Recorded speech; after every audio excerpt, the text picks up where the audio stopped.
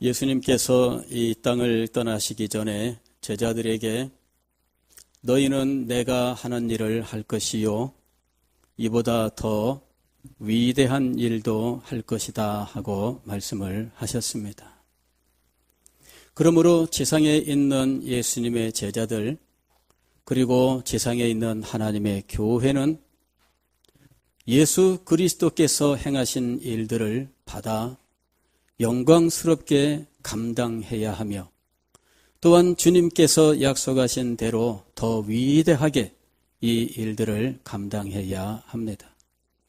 이것은 우리가 예수님보다 더 대단하다는 것을 증명하는 것이 아니라 예수 그리스도의 이름으로 주님 앞 하나님께 기도하면서 예수 그리스도의 이름으로 응답을 받는 계속되는 예수 그리스도의 사역을 의미하는 것입니다.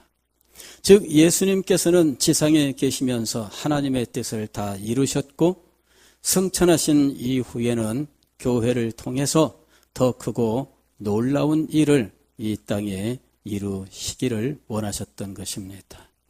오늘 우리 교회는 이렇게 예수 그리스도께서 행하시는 위대한 역사를 사명으로 받은 기관입니다. 그런데 이런 영광스러운 일을 우리가 교회가 감당하기 위하여 어디에서부터 출발해야 할 것이냐 하는 것이 1월 달부터 계속 생각해 오는 메시지의 내용인 것입니다.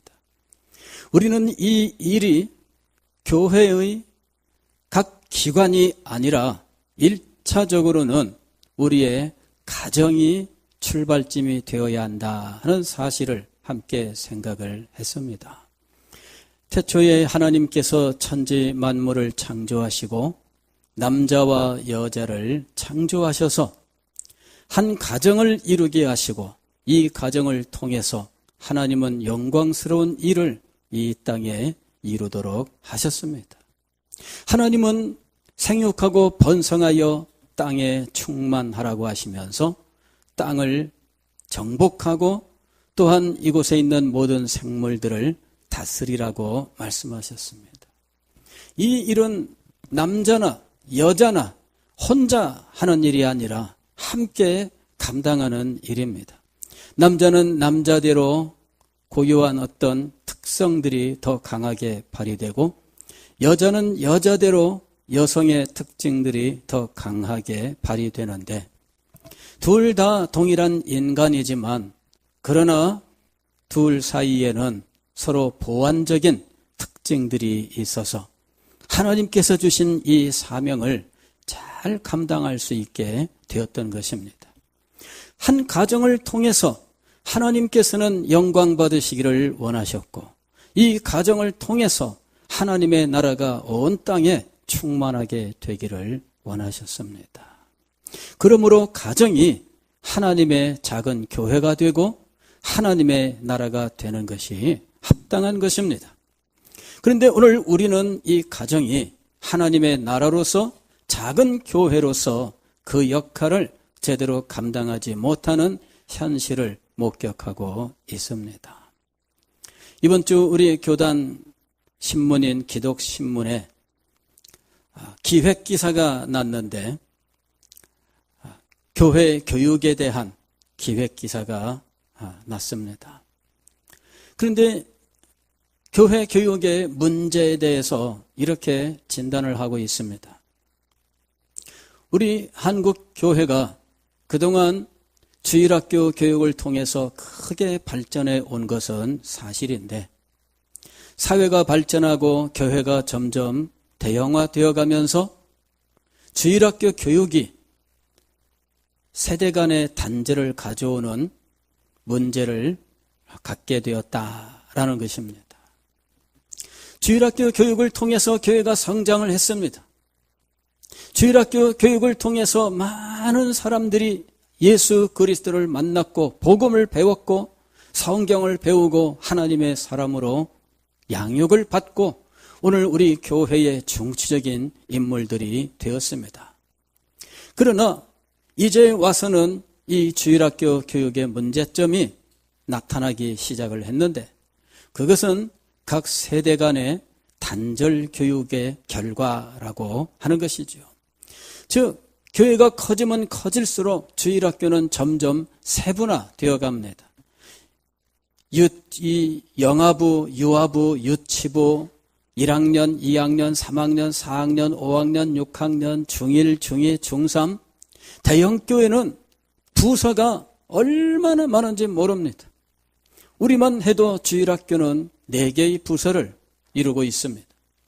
그런데 이 부서마다 다 제각각 예배를 드리고 제각각 말씀을 가르치고 있습니다. 그래서 전체적으로는 통일된 신앙교육을 하지 못하는 결과를 가져왔습니다. 더 크게는 세대 간의 큰 단절이 있어서 주일학교와 장년 사이에 신앙 성격이 완전히 변화되는 이러한 일이 일어나게 된 겁니다. 우리의 자녀들이 우리와 같은 신앙을 가진 사람이 될 줄 알았는데 우리와는 전혀 다른 생각을 가진 사람들이 된 것을 목격하고 깜짝 놀라게 된 것입니다. 오늘날 우리는 전혀 다른 그리스도인들을 우리 손으로 양육하고 있습니다. 이것이 우리 기획기사에서 진단한 우리 교회 교육의 현재 문제라고 하는 것이죠. 그렇다면 이 문제를 해결하는 길은 어디에 있는가? 그것은 가정에서 부모들이 하나님의 말씀을 가르치는 교사로서의 위치를 회복하는 것이다 라는 것입니다. 부모들이 말씀을 가르치는 말씀 교사가 되어야 하는 것이죠. 그래서 교회가 이 자녀들의 신앙교육을 전부 책임지는 것이 아니라 1차적으로는 부모들이 자기 자녀의 신앙을 가르치는 교사로서의 사명을 감당해야 한다 하는 것이에요. 제가 지금까지 여러분들에게 설교하고 호소했었던 내용이 이번 기획기사에 그대로 실려 있는 것이죠. 부모들은 자신이 어떤 사명을 받았는지 분명히 자각해야 됩니다. 내가 구원을 받고 나 하나 잘 믿으면 되는 것이 아닙니다. 내가 믿음을 가지고 나는 교회에 충성을 했고 그래서 나는 교회에서 중요한 일을 하는 사람이 되었는데 그것으로 만족해서는 안 됩니다. 부모는 언제나 자기의 가정, 자기의 자녀들의 믿음에 대해서 관심을 가져야 되고 이것에 대해서 책임 있는 자기의 책임을 분명히 인식을 해야 한다는 거예요. 그래서 여러분들에게 호소하는 것입니다. 우리는 우리의 자녀들의 신앙을 위해서 기도하고 우리 자녀들의 신앙 부흥을 위해서 다시금 이 자녀를 해산하는 수고를 감당해야 하는 것이죠. 더 나아가서 이 일을 감당하기 위하여 우리 부모들이 내가 자녀의 교사다라고 하는 사실을 분명히 자각하고 부모들이 신앙의 부흥을 이루어야 한다 하는 거예요. 부모의 신앙이 새로워져야 돼요. 부모들의 신앙이 새롭게 부흥해야 됩니다. 그래야 자녀들에게 소망이 있는 것입니다. 많은 사람들이 다음 세대 어떻게 할지 염려하며 기도하고 헌신하자고 이야기합니다. 그러나 다음 세대는 부모들이 부흥하지 않고는 보장할 수 없다고 하는 사실을 기억해야 됩니다. 부모들의 믿음이 새로워지고 부모들이 믿음의 능력을 회복해야 다음 세대에 소망이 있는 것입니다. 부모들이 믿음이 자녀들에 대하여 새로워지지 못한다면 우리의 자녀들은 이스라엘 백성들처럼 이방인 우상을 섬기는 길로 타락하게 될 것입니다. 이스라엘의 지도자 여호수아가 하나님께 돌아갈 날이 얼마 남지 않았을 때에 이스라엘 백성들의 영적 상황을 살펴보면서 발견한 것이 바로 그것이었습니다. 전체적으로 이스라엘 백성들은 하나님의 백성인 줄로 알고 있습니다. 여전히 그들은 하나님의 백성으로서 깊은 자각을 가지고 있습니다. 그러나 각 가정마다 사정을 살피면 하나님의 백성다운 가정은 얼마 되지 않았던 것입니다. 세월이 흐를수록 이 가정들은 변질됩니다.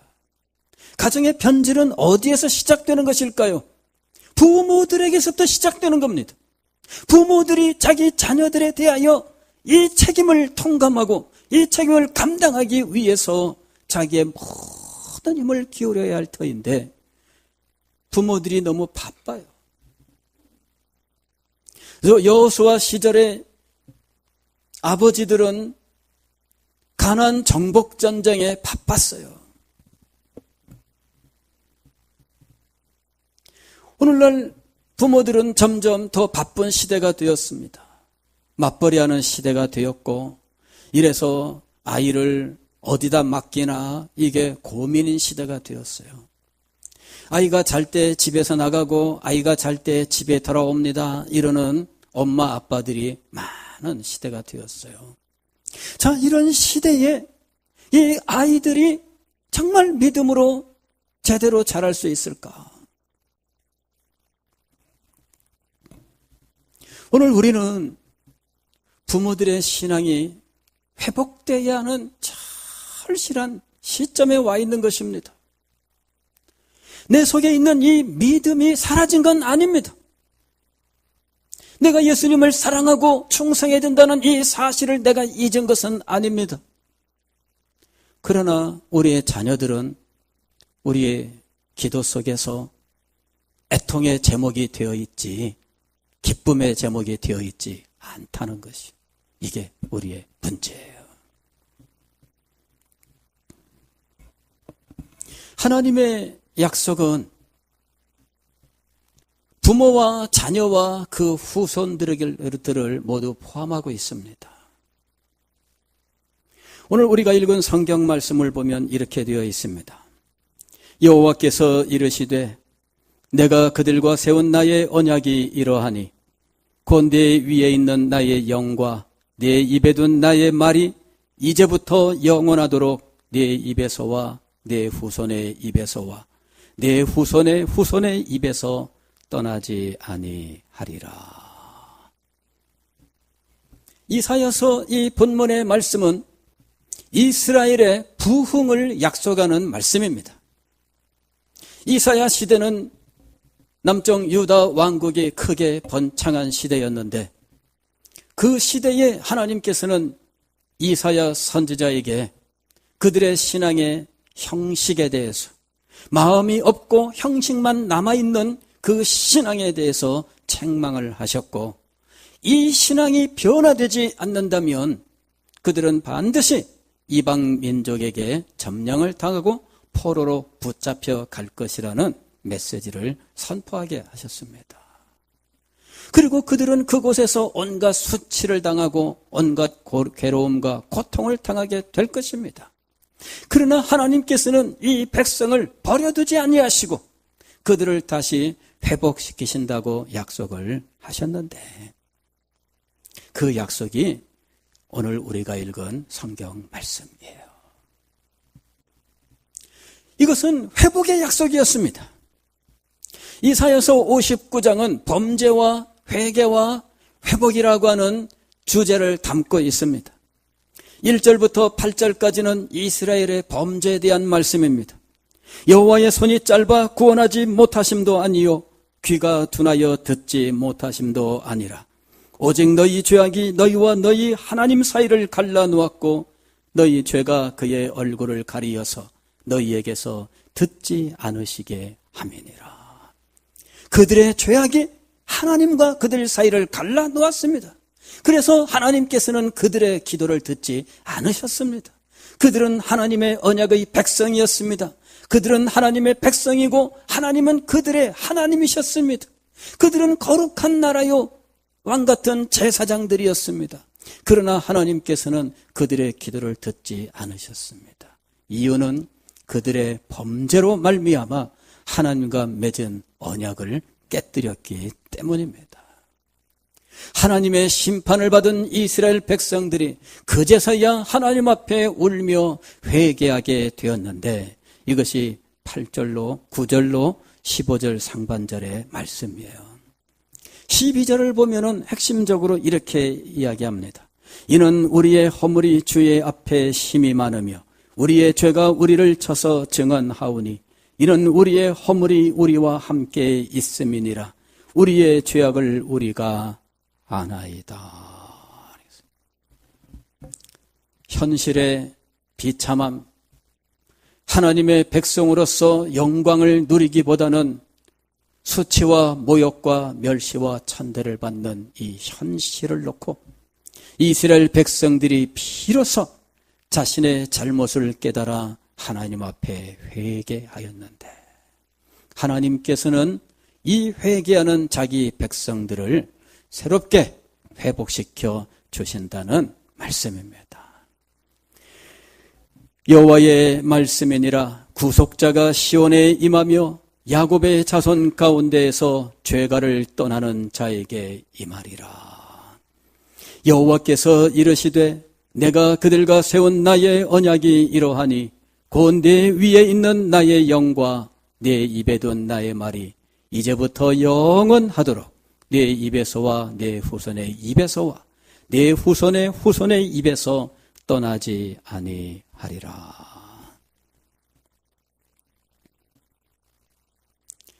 여기 21절에서 그들과 세운 나의 언약 그랬는데, 이 언약은 새롭게 회복된 새 언약을 가리키는 거예요. 예레미야 선지자가 새 언약에 대해서 말씀을 했어요.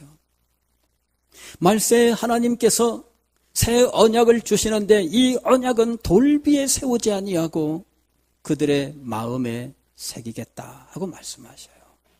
마음에 새겨지는 새 언약, 바로 그 새 언약은 하나님의 성령께서 그들 영혼 속에 세우는 하나님의 말씀을 의미하는 거예요. 이사야 선지자도 바로 이 새 언약에 대해서 말씀하고 있습니다. 그들과 세운 나의 새 언약이 이러하니 곧 내 위에 있는 나의 영과 내 입에 둔 나의 말이, 하나님의 성령과 하나님의 말씀으로 말미암아 우리의 영혼에 새겨지는 하나님의 언약, 이것으로 말미암아 이스라엘 백성들은 새롭게 회복이 될 것입니다. 영광스러운 부흥이 이 백성에게 임하게 될 것입니다. 그런데 하나님께서 주신 이 새 언약은 회개한 이 사람에게만 임한 것이 아니라 그의 자녀들을 포함하고 있었습니다. 내 입에서와 내 후손의 입에서와 내 후손의 후손의 입에서 떠나지 아니하리라. 후손과 후손과 그 후손으로 이어지는 이 일을 이제부터 영원하도록 이라고 표현했습니다. 이제부터 영원하도록 나에게 그것이 아닙니다. 이제부터 영원하도록 나와 나의 자녀와 그 후손과 후손과 후손에게 하나님의 언약이 임하는 것입니다. 우리가 성경을 살펴보면 하나님의 언약은 항상 자녀들을 포함하고 있는 것을 볼 수가 있습니다. 창세기 12장 2절 말씀을 보면 하나님께서 아브라함을 부르셨을 때 그에게 내가 너로 큰 민족을 이루게 하겠다라고 말씀하십니다. 그리고 이 큰 민족을 이루게 하시는 하나님의 이 역사는 아브라함의 자녀를 통해서 계속해서 하나님께서 이루어 가실 것입니다. 창세기 17장 21절 말씀을 보면 내 언약은 내가 내년 이 시기에 사라가 네게 낳을 이삭과 세우리라. 아브라함이 99세 때에 하나님께서 그에게 내년 이맘때에 네가 아들을 낳으리라 하고 말씀하셨는데 그 아들과 언약을 세우겠다라고 말씀하셨어요. 또 창세기 21장 12절 하반절을 보면 이삭에게서 나는 자라야 네 씨라 부를 것임이니라 하고 말씀하셔요. 즉 아브라함에게는 이삭을 씨로, 그리고 이삭과 그 자녀에게로 하나님의 언약이 이어지고 있다라고 하는 것입니다. 하나님의 언약은 자녀를 포함하고 있어요. 그래서 하나님의 언약을 받은 자라고 하면 나 개인이 아니라 나를 포함하여 나의 자녀와 나의 후손이 함께 이 언약의 당사자가 되는 거예요. 우리가 받은 이 복음을 다른 말로는 은혜의 언약이라고 부릅니다.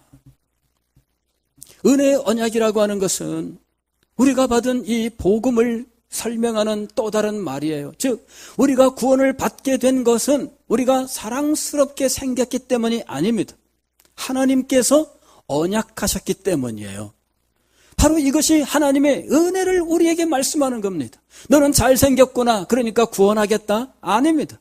네가 똑똑하구나, 그래서 내가 너를 구원하겠다? 아닙니다. 네가 부자구나, 그래서 내가 너를 구원하겠다? 아닙니다. 하나님께서 우리에게 약속을 하셨어요. 이것을 은혜 언약이라고 불러요. 이 은혜 언약을 따라서 예수 그리스도를 자기의 구주로 믿는 자에게는 하나님의 구원이 임하게 될 것입니다. 그런데 이 영광스러운 구원과 은혜가 우리 개인에게만이 아니라 우리의 자녀들에게도 약속이 되었다는 거예요. 그래서 우리가 유아 세례를 주는 겁니다.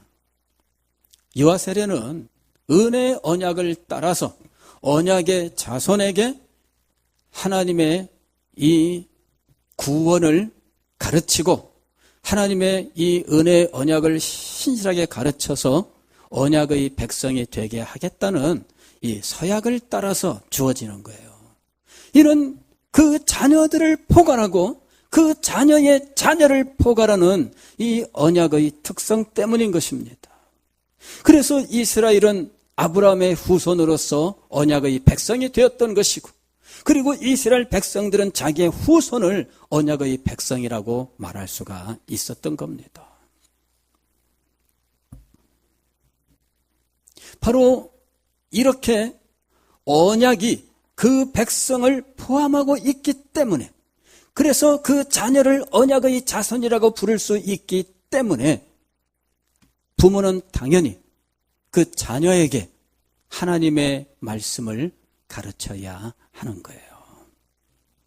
창세기 18장 19절 말씀 보면 하나님께서 아브라함에게 큰 민족을 이루겠다 하신 이 약속을 어떻게 이루시는지 말씀합니다.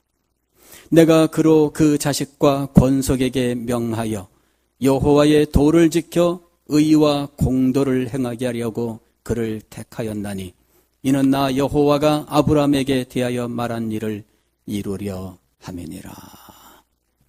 소돔과 고모라를 멸망시키기 전에 아브라함을 찾아온 손님들이 있었는데 이분들은 비범한 분들이었어요. 학자들은 성육신 이전의 예수 그리스도, 하나님께서 천사와 더불어 방문했다라고 생각합니다. 그런데 그때 하나님께서 이 아브라함에게 소돔과 고모라의 현실에 대해서 말씀하시면서 아브라함에게는 하나님의 특별한 뜻이 있다고 말씀하는 겁니다. 내가 그로, 즉 아브라함으로 그 자식과 권속에게 명하여 여호와의 도를 지켜 의와 공도를 행하게 하려고 그를 택하였나니. 아브라함을 선택하신 목적이 무엇입니까? 아브라함으로 하여금 자기의 자식과 권속들에게 여호와의 도를 가르치고 지켜 행하도록 아브라함을 선택하셨다는 거예요. 그러니까 아브라함이 하나님의 선택을 받아 해야 되는 일은 무엇이냐 하면 자기의 자녀와 그 집안 식구들에게 하나님의 말씀을 가르치고 하나님의 말씀을 지켜 행하도록 하는 거예요. 그리고 이것을 엄하게 행하도록, 그래서 그 자식과 권속에게 명하여, 즉 명령하여입니다. 아브라함이 이 일을 아주 엄중하게 다루도록 하시는 거예요. 해도 좋고 안 해도 좋고가 아닙니다. 이것은 아브라함에게 주어져 있는 엄중한 사명이에요. 아브라함이 이것을 하나님의 거룩한 명령으로 알고 이 엄중함을 깊이 깨닫고 그 자녀와 집안 식구들에게 하나님의 말씀을 가르치고 하나님의 말씀을 따라서 의와 공도를 이루도록 하라 하는 것입니다. 그렇게 함으로 해서 하나님의 큰 일이 아브라함에게 성취되는 것입니다. 이는 나 여호와가 아브라함에게 대하여 말한 일을 이루려 함이니라. 하나님의 말씀을 가르치고 그 말씀을 마음에 새겨 순종하도록 하되 이것을 엄중한 사명으로 알고 감당해 나아갈 때 그 후손들을 통하여 큰 민족을 이루게 하신다는 하나님의 약속이 성취되는 것입니다. 단지 숫자만 많아지는 것이 아니라 하나님을 마음에 모신 경건한 자녀들이 창대하게 되는 것, 바로 이것이 하나님께서 아브라함을 통해 이루려고 하시는 일이었습니다. 이 일은 아브라함이 자기 자녀에게, 집안 식구들에게 하나님의 말씀을 가르치는 일로부터 시작하는 것입니다. 모세가 이스라엘 백성들에게 명령한 일도 역시 마찬가지입니다. 신명기서 6장 7절 말씀을 보면 우리가 이미 쉐마 본문이라고 하면서 생각했던 말씀인데 거기 보면 이렇게 되어 있습니다.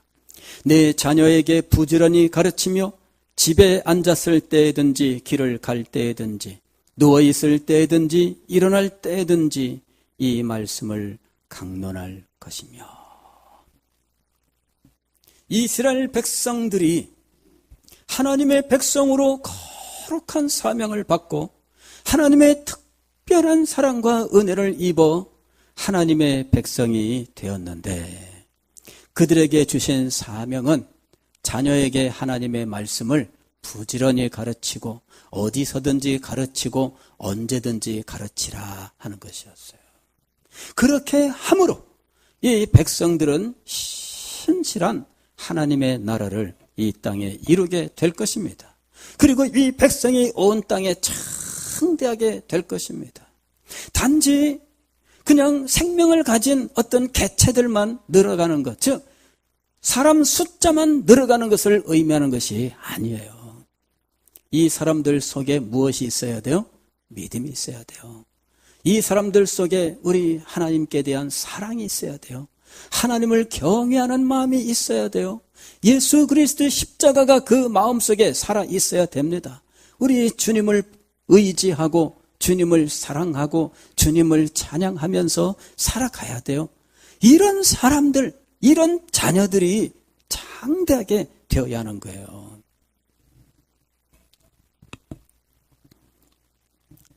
언제나 신앙의 부흥이 있는 곳에는 자녀들의 신앙에 대하여 그리고 자녀들에 대한 책임에 대한 자각이 있습니다. 시편 78편 4절 말씀을 보면 우리가 이를 그들의 자손에게 숨기지 아니하고 여호와의 영예와 그의 능력과 그가 행하신 기이한 사적을 그 후대에 전하리로다 하고 노래합니다.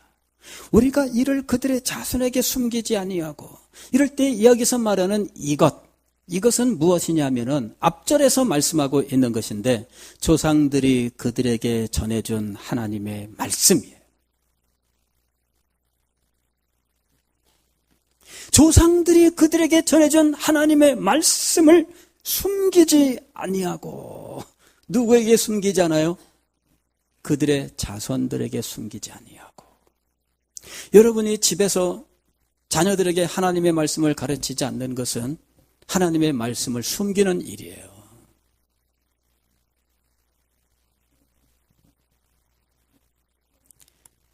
여러분이 받은 그 은혜, 여러분이 받은 그 사랑, 여러분이 받은 그 구원, 그 놀라운 것들을 자녀들에게 가르치지 않는 것은 숨기는 거예요. 그걸 왜 숨겨야 될까요?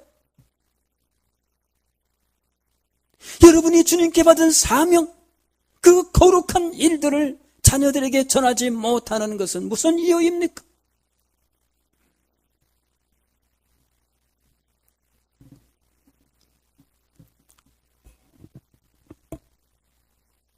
에베소서 6장 4절 말씀을 보면 성령 충만한 그리스도인의 삶에 대한 교훈 중에 특별히 자녀 교육에 대한 말씀이 있습니다. 또 아비들아 너희 자녀를 노엽게 하지 말고 오직 주의 교훈과 훈계로 양육하라. 너희 자녀를 노엽게 하지 말고. 자녀들을 짜증나게 하는 거죠. 자녀들이 부모에게서 하나님의 형상을 발견하지 못하는 거예요.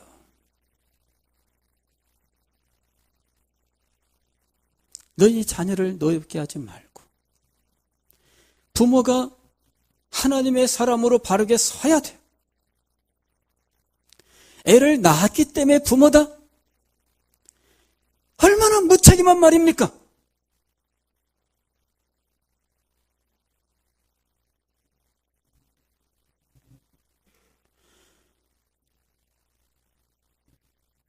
어떤 경우에는 부모가 부모로서의 위치만 강조하고 막 자녀들을 몰아치는 이런 일들을 볼 수 있습니다. 너희 자녀를 노엽게 하지 말고 주의 교훈과 훈계로 양육하라. 부모들이 믿음에 서고 이 부모들이 자녀들에게 하나님의 말씀을 제대로 가르쳐야 돼요. 근데 부모들이 믿음의 용기가 없어요. 자녀들에게 이 믿음을 정말 부모로서 자기의 생명을 걸고 전하는 이 용기가 없어요. 부모들이 목숨을 걸어보세요.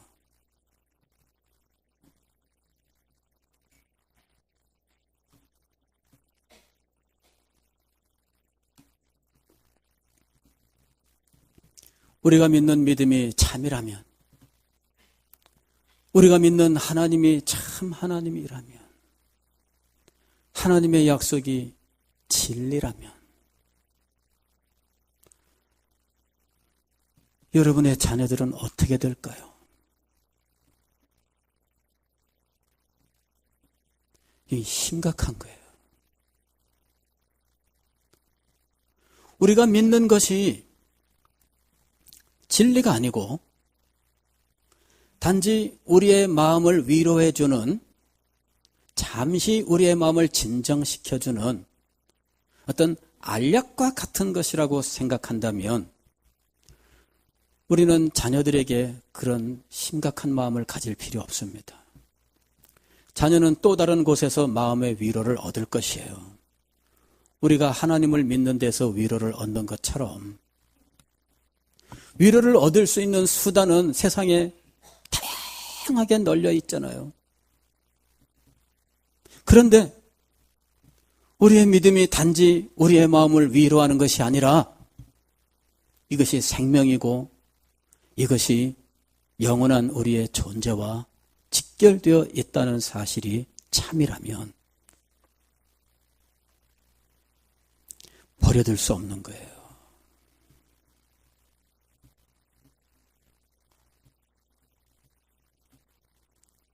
사도 바울이 그렇게 얘기했습니다. 내가 다시 해산하는 수고를 하노라. 말씀을 실컷 가르쳐 놨는데 딴 말을 해. 잘 하는 듯 하더니 딴 길로 갔어요. 어떻게 해야 될까요? 할 수 없지 뭐. 아마 그렇게 하기가 쉬울 거예요. 저도 반성합니다. 목회하면서 가르친다고 하는데 말씀을 잘 듣고 순종하는 사람은 좋은데 말을 안 들으면 속마음으로 지손해지 뭐. 제가 회개합니다. 다시 해산하는 수고를 해야 된다. 끝까지 정말 결국 안 들으면 할 수 없지만 끝까지 하나님의 말씀을 가르치고 도전하는 것이 목회자의 자세다. 목회자는 낙심하고 실망할 자유가 없다. 목회자가 낙심하고 실망하면 어떻게 될까요? 목회자는 자기 기분에 따라서 목회해도 안 됩니다. 기분이 저조하고 컨디션이 저조하다고 해서 거기에 좌우돼서도 안 됩니다. 얼마나 힘들고 어려운지. 어떨 때 보게 되면은 외식하는 사람처럼 속마음으로는 울고 있는데 겉으로는 안 그런 척 해야 되는. 아니, 그런 정도가 되어서는 안 됩니다. 오히려 그걸 넘어서야 돼.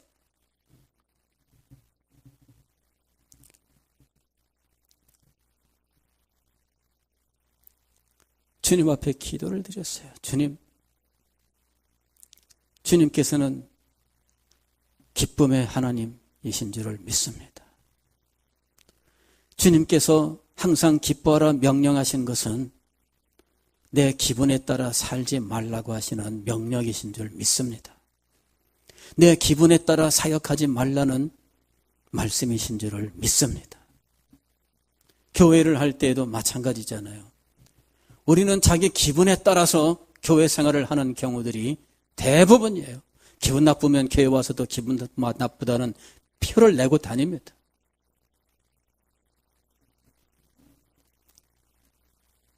난 너에게 기분 나빠. 그걸 꼭 표현하고 싶어 해요. 그런데 주님께서는 우리에게 그렇게 하지 말라고 하신 거잖아요. 우리는 하나님의 말씀을 그대로 받아 살아가야 돼. 항상 기뻐하라. 항상 기뻐해야 돼요. 감정적으로는 지금 힘든데요? 아니에요. 여러분의 감정이 여러분을 끌고 가도록 놓아두지 마십시오. 하나님의 말씀은 그걸 가르치고 있는 거예요. 여러분의 감정이 여러분을 끌고 가지 못하게 하세요. 여러분의 삶의 난관이 여러분을 끌고 가지 못하게 하세요. 여러분은 하나님의 말씀을 믿는 사람들입니다. 하나님의 말씀이 진리인 것을 믿는 사람들입니다. 하나님의 말씀이 우리에게 그대로 성취될 것을 믿는 사람들입니다.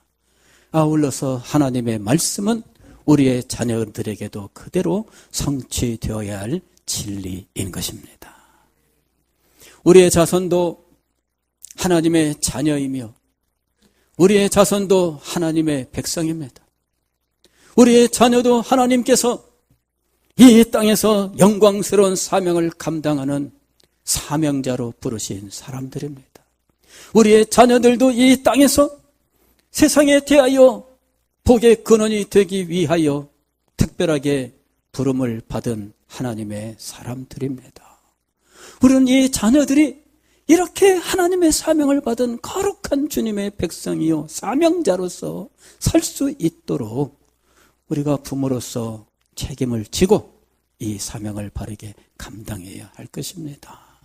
그럴 때 우리에게도 소망이 있고 우리의 자녀들에게도 기쁨이 있으며 우리 교회에게도 장래가 있게 될 것입니다.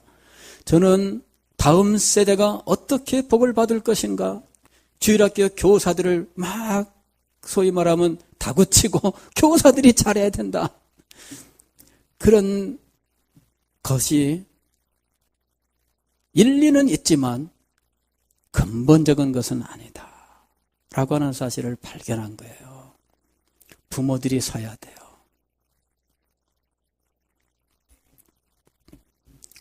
앞으로 우리 교회에서 해야 될 일이 있습니다. 부모들이 가정에서 자녀들을 위하여 기도할 수 있도록, 또 자녀들을 말씀으로 가르칠 수 있도록 부모들을 계속 훈련시키는 거예요. 부모들도 역시 마음속에 결심이 있어야 됩니다. 내가 애를 낳았기 때문에 부모가 아니다. 그걸 알아야 돼요. 부모로서 바로 행할 수 있도록 내가 교육받고 훈련받아야 된다 하는 사실을 기억하셔야 돼요. 앞으로 이 부모 교육에 대한 프로그램이 우리 교회에서 시작이 되면 모든 부모들은 이것이 내가 감당해야 될 가장 중요한 일인 줄 알고 여러분 동참하셔야 됩니다. 그래야 교회와 가정이 하나가 되어서 우리의 자녀들을 양육할 수 있는 거예요. 좀 더 환경을 갖추자면 아마도 아이들이 대부분의 시간을 보내는 학교가 바로 될 수 있으면 참 좋겠는데, 정말 성경의 정신을 가지고 이 아이들을 양육할 수 있는 이 학교가 제대로 되면 좋겠는데, 이런 부분을 위해서도 여러분이 기도를 하셔야 돼요. 그렇게 해서 우리 자녀들을 우리가 다 같이, 정말 우리가 다 같이 언약의 자녀로서 하나님 앞에 드릴 수 있어야 되겠습니다. 지난주에 우리가 잠언 22장 6절의 말씀 공부했지요. 마땅히 행할 길을 아이에게 가르치라. 그럴 때 가르치라고 번역한 이 말은 실상은 교육이 아니라 무엇이었습니까? 봉헌이었어요. 봉헌.